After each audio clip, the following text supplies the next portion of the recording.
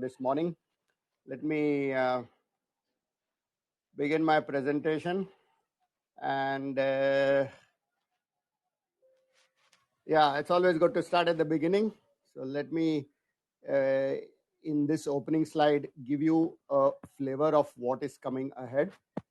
But before I do that, let me acknowledge that this is the work that I'm going to be describing is part of a larger scheme of things. You know, we heard a lot yesterday, those of you who were present. If not, a quick gist of it is that there is a great move towards newer materials. There is a need for it. It is being partially met. The requirements are tremendous in terms of what these materials should deliver. And the kind of progress that we have in using these materials to make biomimicking, in fact, biosubstituting or bio-alternative products is what this session is about. Yeah. So I'm delighted that other speakers in this session include my colleagues, my friends, Shantanu Dhara, Biman Mandal, both of whom will be talking about their work in terms of their attempts to get to tissues.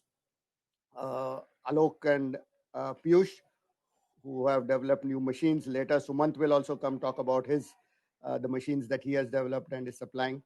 And of course, others like Swaroop and Dr. Ruchikol, who I'll be very interested in listening to as well. So what I will be talking about today is the area of bioresorbable materials. So that is one of the key things that that will come out of this talk. And that is, we want to make scaffolds, 3D printed structures that are not long lasting. The body uses them, it supports the body to heal itself and then goes away. And in this particular case of what I will be describing, this is largely the work of Deepak Gupta with some contributions from my other PhD students, Siddharth, Kunal, Amit, and others. So the work here is to be able to provide a hydroxyapatite loaded material that functions as a good extracellular matrix mimicking scaffold and thereby is a good bone graft material. And the advantage of the process of manufacture, which I shall be describing, is that it provides a multi-scale porosity in the system, as I shall be describing. This work is published in the reference below, and you are welcome to contact me to get further details. So this field has to do with bone tissue engineering. Bone loss is a problem across many disciplines, certainly dental, maxillofacial, orthopedic. And the problem here is that there is often a loss of bone or a need to remove bone because of infection or disease, and one needs to replace that. In order to do that, the current state of art is to use an autologous or autogenous bone graft in which area which has lost its bone, the bone is replaced by another piece of bone taken from the same patient. This is the gold standard, and it has excellent success. However, it has associated problems that you need to make the patient who is already suffering undergo yet another surgery, and therefore it increases the time, the personnel required, and there is a possibility of post-operative morbidity, longer stay, and so on. Therefore, the field of bone tissue engineering by using bone grafts has expanded considerably over the last few years, and there are several materials available today as bone grafts, and these bone grafts could come from another human. So these would be bone chips, or these could be synthetic materials. However, the production is small, but the demand is growing, and therefore there is a need for better and better materials. So there is an urgent need really to develop these newer materials. In the work that I'll be describing, we are not using autografts. The attempt is to go away to provide a synthetic material, a material that goes away in time, but during the short period that it survives in the body, it provides all necessary support for the body to heal itself. So we say no to autografts. We also say no in general to metals. Most metals have issues, although they are widely used today for certain applications where their strength is the key factor. And today's bone grafts have not yet reached that level of performance where they can take on substituting metal parts. However, the materials which I will be talking about today serve as very efficient coatings, and these coatings will help metals be received better, integrate better with the human body.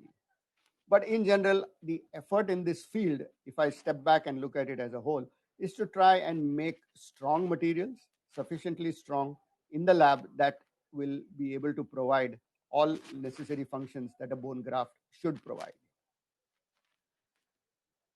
So amongst the bone grafts that are used today are the autografts, which I just described. Then there are allografts, which come from other humans. There even are grafts that are taken from other species, and these xenografts are used sometimes but have additional risks associated with them.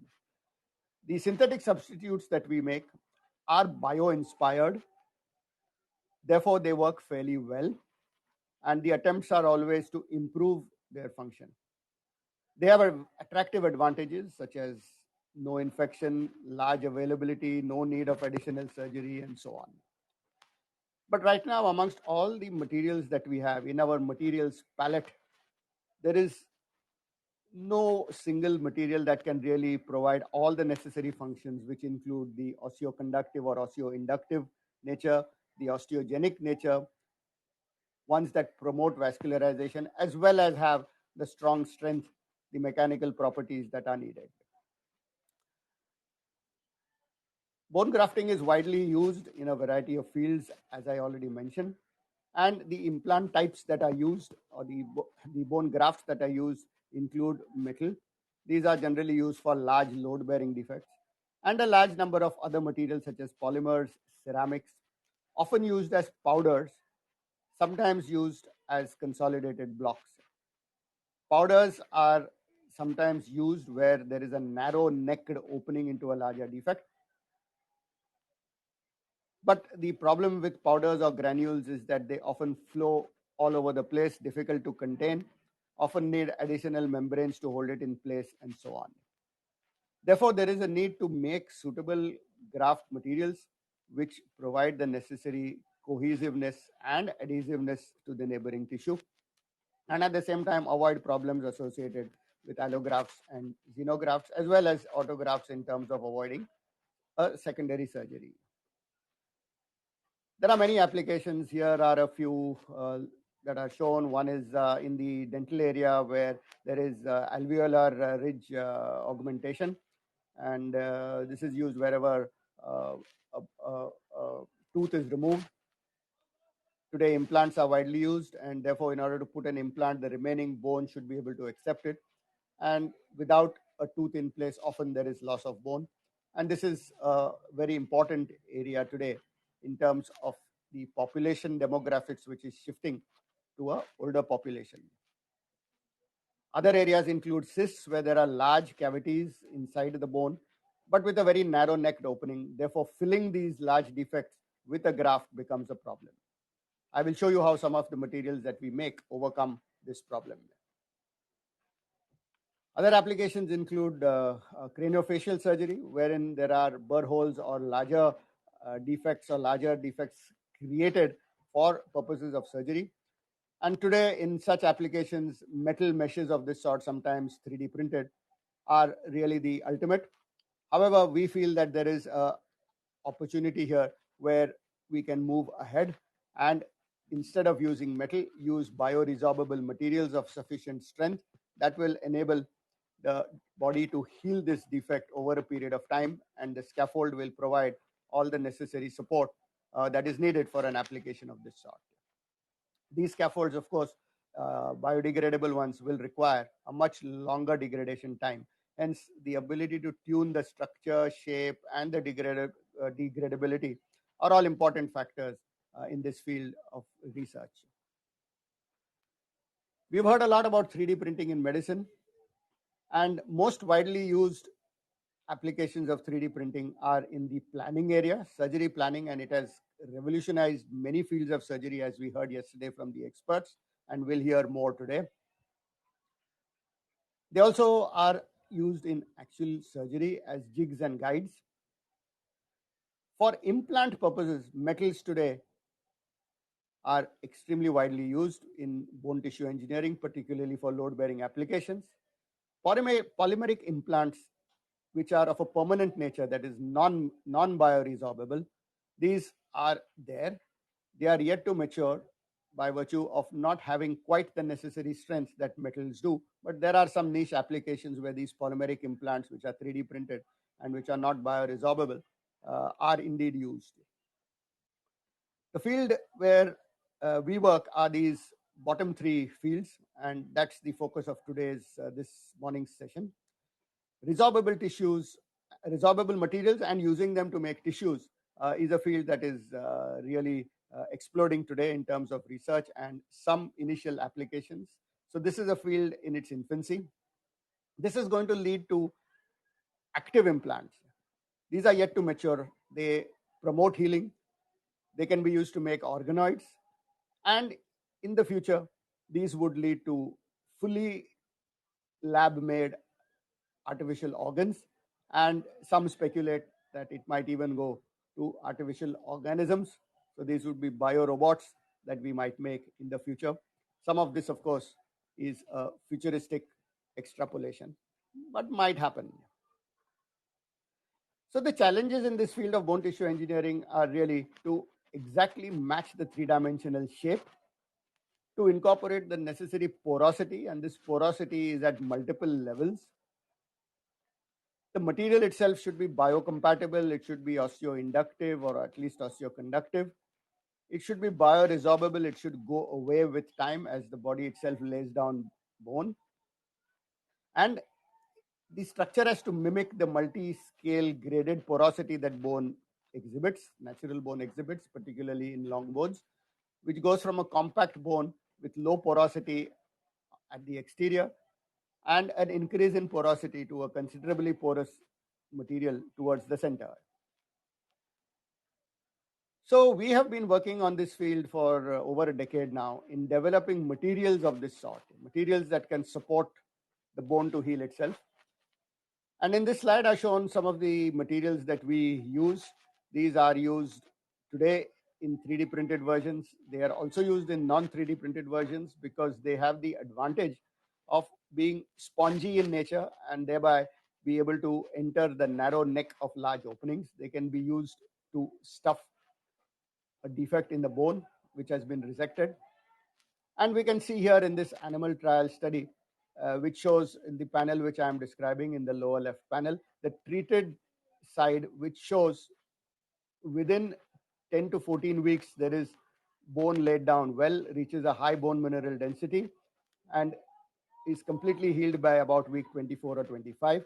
Whereas the untreated side, which is today's standard of care, is the body is laying down bone and remodeling it, but is unable to bridge the defect completely. So these are some of the materials that we develop and we use in the applications that I will be describing. These materials are loaded with HA and they can also be used as coatings.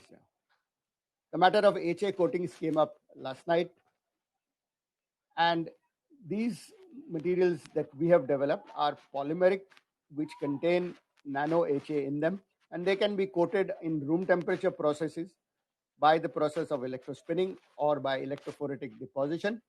And we are able to coat these surfaces very well with this network. This network resembles the collagen ECM in natural bone and thereby produces a very good osseointegration. The coatings are shown here in cross-sectional view in the right image, which shows the fibrous nature of the coating on the titanium coated implant, which is underlying this. And when these are implanted, the scaffold, which is present as a fibrous mass here, or a fibrous coating then gets mineralized by the body or by loaded cells, which we can also introduce by the process of bioprinting. And eventually, the scaffold itself that we have put goes away and gets replaced completely by natural bone, by new mature bone. And this has been tested. It shows that the kind of improvements that we get are tremendous. The improvements in pull-out strength and the nature of fracture shows that these coatings are extremely beneficial. And by enabling this at low temperature and on areas that are only needed to be coated, they would have advantages in coating implants of various sorts. Using 3D printing, we are now able to get graded porosity also to mimic natural bone. So here you can see in the lower center view, graded porosity, large pores on one side and narrow pores towards the other. And using a suitable algorithm which requires a G-code programming of 3D printers, we are able to get this porosity in large masses and of structures that are not necessarily symmetric. So asymmetric structures can also be provided with this graded porosity. The surface nature is also important, and here we see how we can control the surface of these 3D printed materials by post-processing. The surface porosity helps improve cell adhesion and cell proliferation. We can control the extent to which this surface modification and this surface porosity is generated. And by using suitable cell lines, these are SAO cells, bone sarcoma cells, osteosarcoma cells, which show excellent proliferation into these sort of structures. These SEM micrographs show how the cells spread on these treated surfaces and achieve confluency much easier. This led us to the process now of gel 3D printing, in which we want to give additional functionality to the surface in addition to the surface porosity, which I just showed you.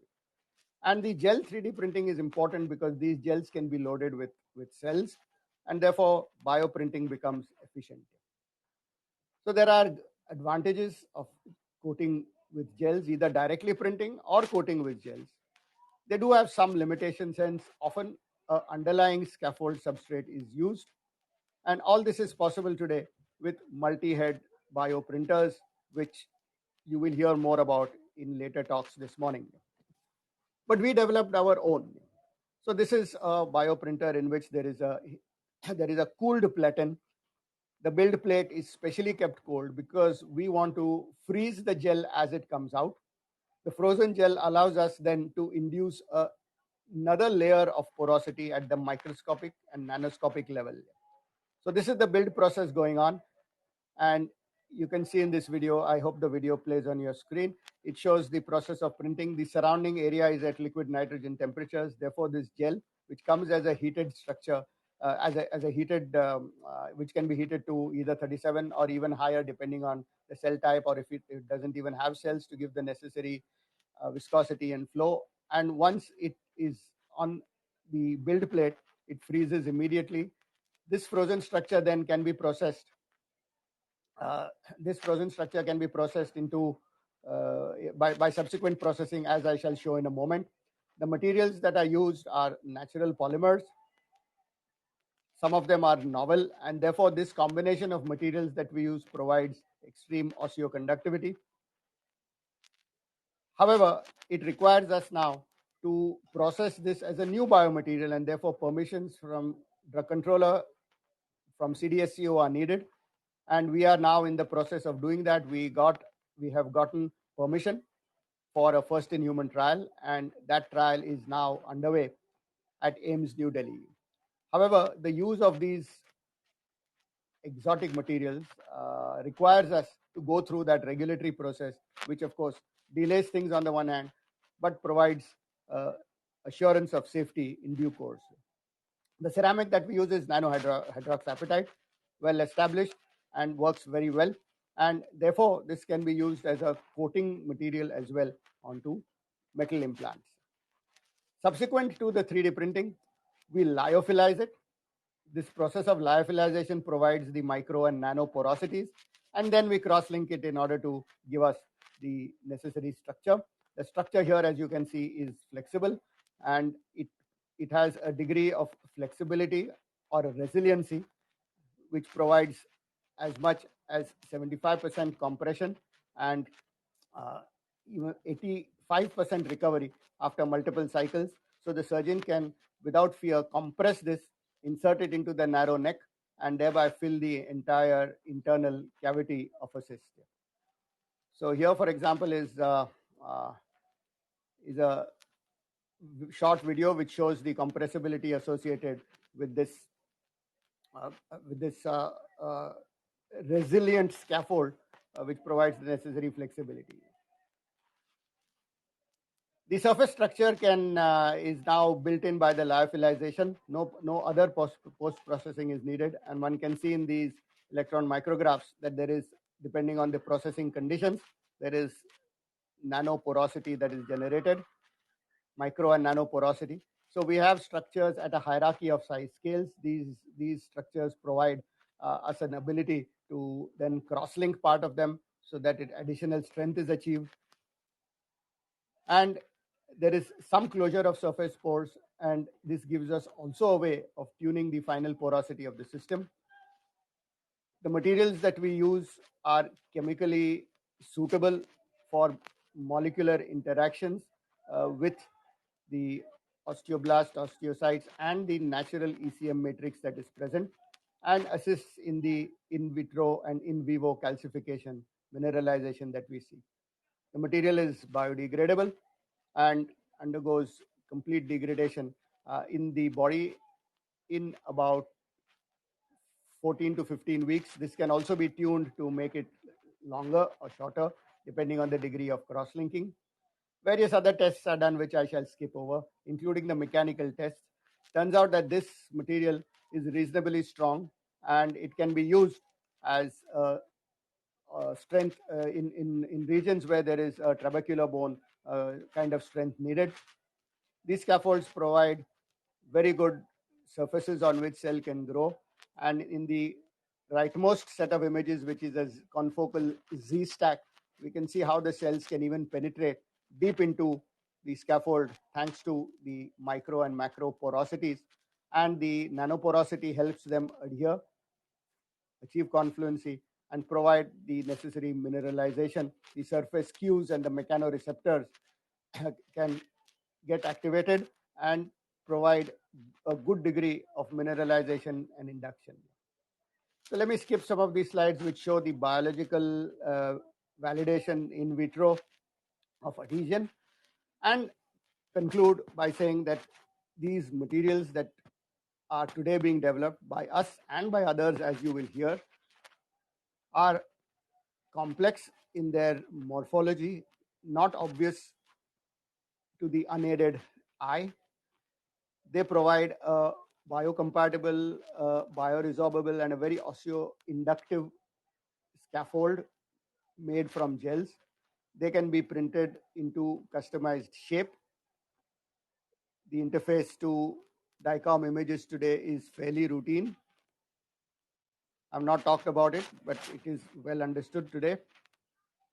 The multi-scale and hierarchical porosity, which can be developed by the combination of cryo-gel printing followed by lyophilization, improves performance significantly, including that of providing the spongy nature, which helps surgeons avoiding granular structures, which help retain the integrity of the graft. Thank you very much. I hope I have given you a flavor of how new materials are helping in this field of study. Back to you, Shibu.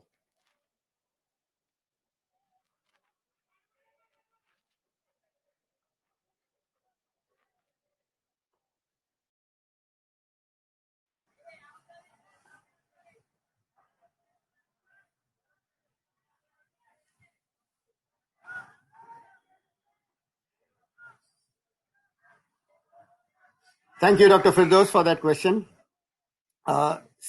Yes, certainly we can quote virtually any implant, whether it is metal or not, by virtue of the fact that this is a room temperature process. At best, for some reasons, we may want to go cryogenic, but nothing is affected, almost nothing is affected by going cryogenic, but these are possible at room temperature as well. We have loaded them with a variety of materials, a few antibiotics, more in terms of the factors, the growth factors, and so on. And here we will be able to provide a functionality in the scaffold.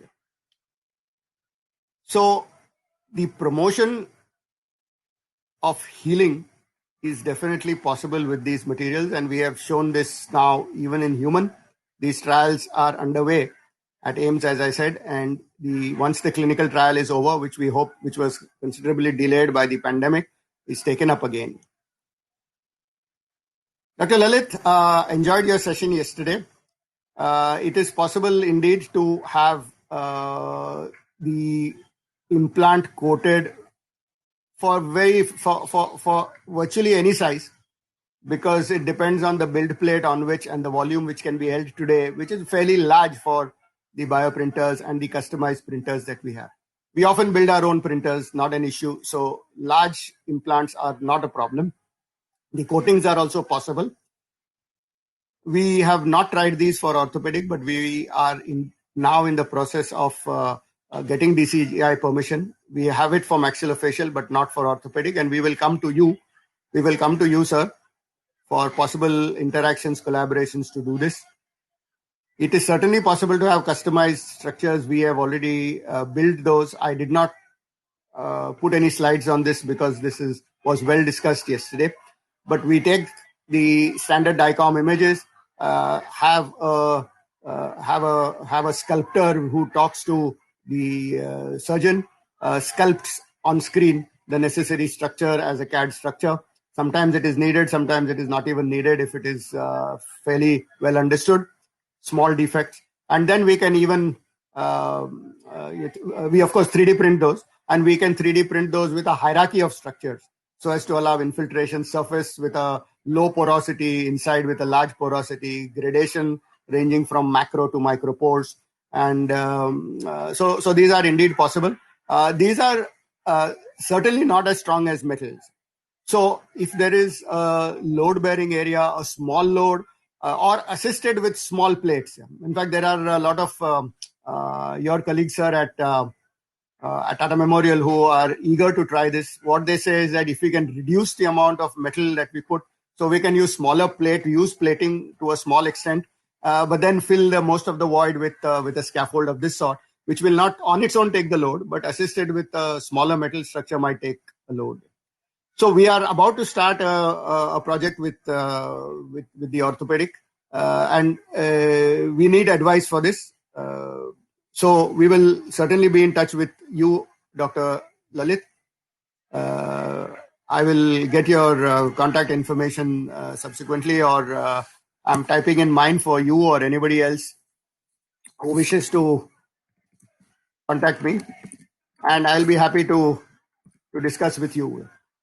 We are so essentially what we have now is this material. By virtue of this being a new material, it does require DCGI permission. There is no predicate, right? There is no predicate materials here. So we have that for maxillofacial, and now we are putting in Dr.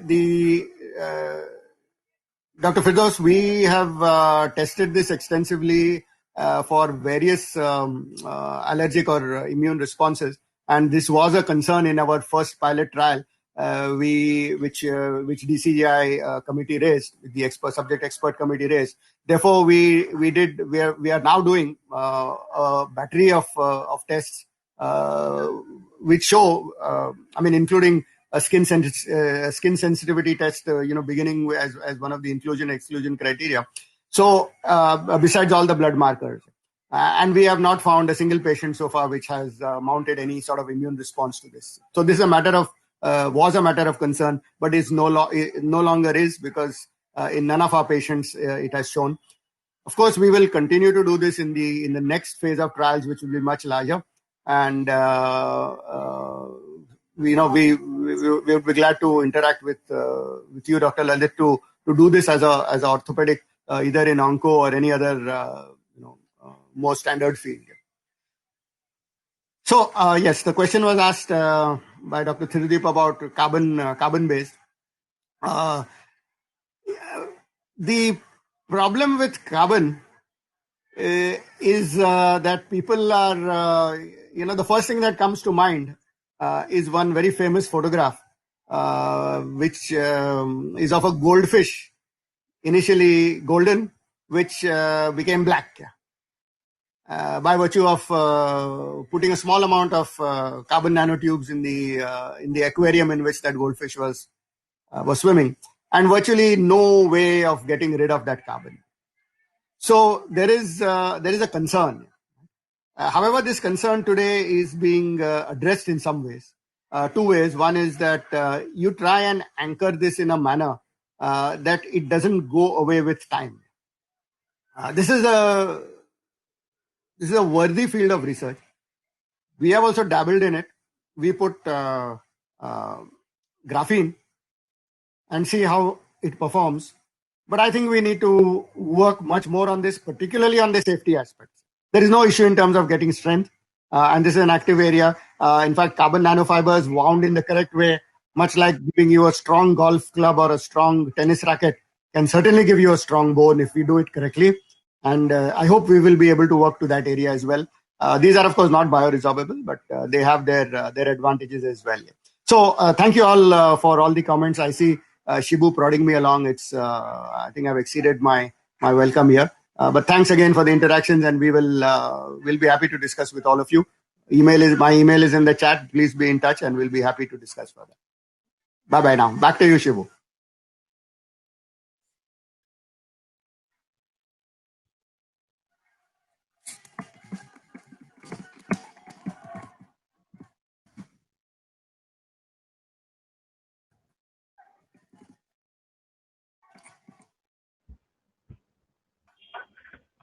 Thank you so much, Doctor, for your valuable insights. And I think you expressed, as we discussed about HA coating, there were responses that we had yesterday from our orthopedic friends to look at that as a solution. I'm sure the presentation was very insightful, and this will actually help us to pave the way going forward.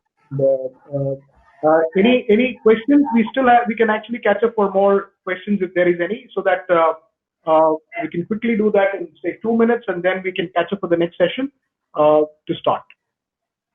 Yeah. So, Doctor, I think you covered this. I was in another parallel track, so I probably missed it.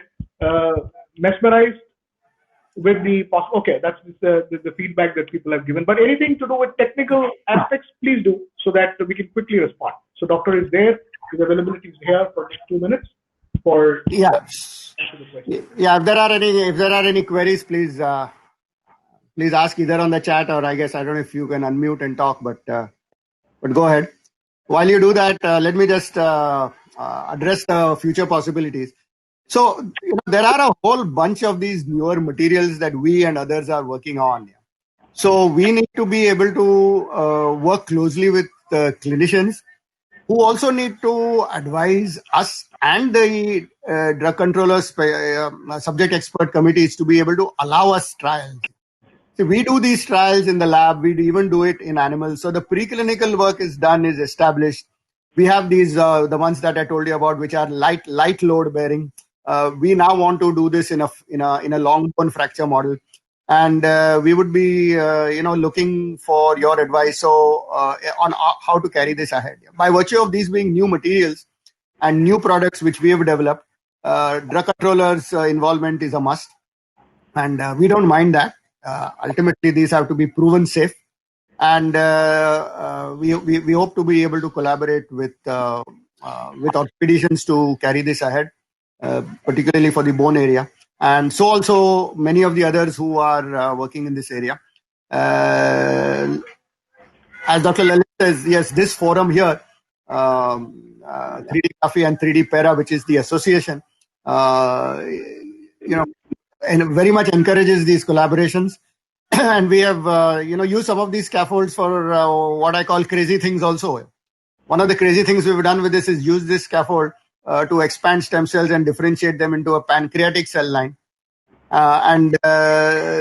Through events, through Shibu's events of this sort, we found a partner in Vikram of Invitrio, and we are now planning to work together to be able to carry this ahead for a bioartificial pancreas. So the materials availability here and the possibilities, as you say, sir, mesmerizing is the correct word, and we will, we will be happy to, to carry this ahead with you. Yes, having MD projects or MDS projects in this area are welcome. Oftentimes, the restriction really is in getting the necessary permissions, because you will need to get, of course, your institutional ethics committee permissions. We need to be able to get the drug controllers permission to be able to use these. But all this is possible. So, for example, now the material that we already are testing at AIMS in humans will shortly become available, and we think we could definitely look at this as a bone void filler. So a bone void filler, which you can try in a variety of indications, orthopedic indications, is a very excellent subject for a PG thesis, because within a year you will be able, the candidate will be able to deliver. It's an excellent problem, publishable, and of actual clinical relevance, both to the patient, of course, but more so to the doctor. So I'm sure surgeons are eager for this, and I can see that, Dr. Lalit, in what you said, and Dr. Firdaus as well. So let's work together, and we'll take Shibu's help to carry this ahead. Thank you very much. Also, Doctor did also express, Dr. Lalit again, that these problems can be sorted, and he goes further beyond in terms of being a key respondent for Maulana Azad Institute, and he's also a professional and also an educator in the space. Want to look at PG thesis every year on the subject, where there can be a collaboration where IIT and sir from your chair can be a good initiative going forward for material science, because that's something which needs to be also addressed so that the doctors are well aware and well updated before in hand to take the course forward. Yeah, in fact, that's very true, Shibu. Thanks for pointing that out. And I see it mentioned by Dr. Lalit in his comments too. Let me tell you, sir, that part of the work that I described today was done by a full-time PhD student who happens to be a graduate of your university. He is an MDS from Maulana Azad, who joined after his degree, joined us for a PhD, full-time PhD, and he worked on some of these nanohydroxyapatite coatings here. So possibilities of interactions are immense, and we at IIT today welcome doctors with MBBS or BDS or MDS background to come and work full-time or in part-time interactions with you like this for their degree work, and that's a great way of even inculcating the next generation of researchers into this field of work. Thank you. Thank you so much, Doctor, for your valuable time. And I'm sure in the course towards the day of the event, people can actually reach out to him through the lobby access or a chat or meeting rooms, which are also available outside. Please make your time valuably interesting to then connect. I know this is a Sunday, but I'm very happy to know that there's so much of expectations of this technology and people have joined in numbers. So thank you so much, Doctor, once again for your time, and also all the participants who have been a part of this particular session. And thank you. Now we will lead to the next session, where I'm sure we'll also get some exciting inputs from Dr. Shantanu Dara, who is from IIT Kharagpur, also working on biodegradable and materials, and also tissue engineering. And I'm sure it will be an exciting session too. Doctor, please do join so that we can also share our inputs there too. Thank you so much. Thank you.